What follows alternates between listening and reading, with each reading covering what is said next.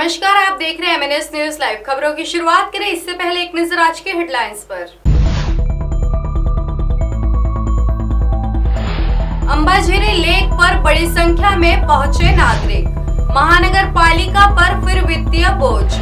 Tax वसूली में भी दिखा कोरोना का इफेक्ट। अब देखते हैं खबरें विस्तार से। 2 दिनों की भरपूर बारिश के बाद भले ही बादल बीते 2-3 दिनों से आराम फरमा रहे हैं, लेकिन मौसम में अब ठंडक आ गई है। रविवार को सुबह रात तक भले बारिश नहीं हुई, लेकिन ठंडी हवाएं बहती रही और मौसम सुहाना हो गया है। दोपहर में कुछ इलाकों में हल्की फुहारी जरूर पड़ी। सुहाने मौसम का आनंद उठाने के लिए लोग बड़ी संख्या में अंबाझरी लेक परिसर में पहुंचे।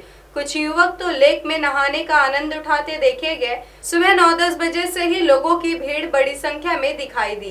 परिवार सहित यहां पहुंचते देखा गया। रविवार की छुट्टी और उस पर सुहाने खुले मौसम का लोगों ने भरपूर लुत्फ उठाया। अधिकतम तापमान 31.8 डिग्री सेल्सियस और न्यूनतम तापमान 24.3 डिग्री सेल्सियस दर्ज किया गया है। मौसम विभाग ने संभावना जताई है कि 26 से 27 जुलाई को धूप छांव का मौसम रहेगा। 28 और 29 जुलाई को भी अमूमन समय बदले छाए रहने और तेज बारिश होने के आसार है। दूसरी खबर, महानगर पालिका की ओर से भले ही शहर विकास को प्राथमिकता देने का दावा किया जा रहा हो, लेकिन दावों के दमखम का अंदाजा इसी बात से लगाया जा सकता है।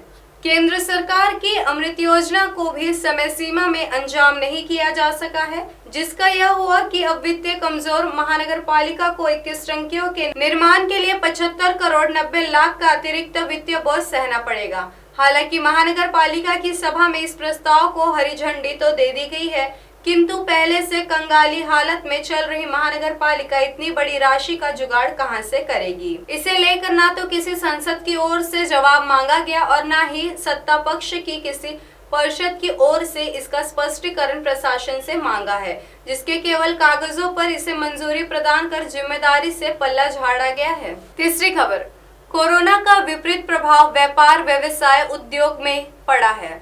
साथ ही साथ सरकारी कामकाज के साथ ही सरकार की आय के स्रोत भी बुरी तरह प्रभावित हुए हैं। लोगों की आय के स्रोत बंद होने या कम होने के चलते उन्होंने संपत्ति कर और पानी यानी जल कर भी नहीं भरा है। जिले के ग्रामीण भागों में तो ग्राम पंचायतों को जल कर और संपत्ति कर की वसूली में एडी चोटी का जोर लगाना पड़ रहा है और बावजूद इसके वसूली नहीं हो पा रही है। हालात यह है कि इस वित्तीय वर्ष में 4 महीनों में संपत्ति कर टारगेट से मात्र 3.35% ही टैक्स मिल पाया है।